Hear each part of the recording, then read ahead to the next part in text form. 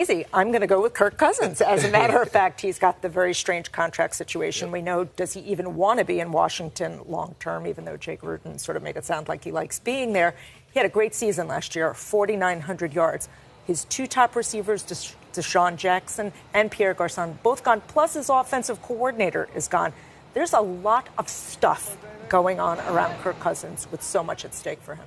Mike, does that even matter, though? I mean, Cousins, is he the quarterback with the most to prove when you look at the other quarterbacks in this division? Well, to me, the guy who has the most to prove is Dak Prescott, and that's because my standards for him have become astronomical after last season. What a revelation last year. What a great story.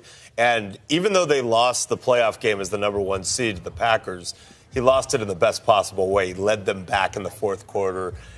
Great comeback, total poise, which we saw all season. So that convinced me that along with that great offensive line and Ezekiel Elliott and Des Bryant, that Dak Prescott can elevate this team when it matters most. So when I say he has the most to prove, the caveat is I expect huge things from young Dak.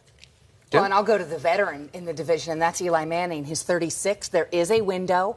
Last year, with two rookies in the division, Eli Manning had the most giveaways and the most interceptions of any quarterback. That can't happen. And Eli Manning this spring stood in front of us reporters at the Giants facility and said, I have to get better. He added, I have to throw more touchdowns, fewer interceptions, and complete more passes. That kind of paints the picture. Well, quickly, Eli's got the most weapons out of all these quarterbacks. And now he's stocked. He is stocked. No excuses for the Giants offense. Guys, I'm going to round this out. I'm going to say Carson Wentz. Yep. Has the most to prove. He was the number 2 pick. The Eagles gave up a bounty to get him. He was about 16 touchdowns, 14 interceptions. Second year in the system. I think the Eagles have every opportunity to win this division right here. They go out and get him Alshon Jeffrey and Torrey Smith. They're clearly building around him.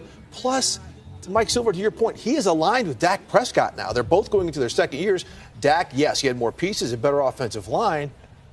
But again, Carson Wentz, I think he's a guy who should be able to take the Eagles to the next level. And they helped him by getting him receivers, as the Giants did by getting Brandon Marshall, maybe the best free agent signing to me. They recognize the window. And look, Eli's the best quarterback in the division right now. I think we tend to underrate him. He had a really good regular season, didn't have a great playoff game, nor did his receivers. So the challenge for them is not only to get back, but if they do get back, elevate in that moment. Quickly, since you said Kirk Cousins, do you think this contract situation is something that could take away from his game? Because he does seem to be an ascending player. Look, I have no doubt that he's an ascending player, and I think he's a level-headed guy. Having said that, he's also human, and if nothing gets done, which I don't think any of us have any serious expectation it will get done, how can it not weigh on his mind, particularly if he doesn't really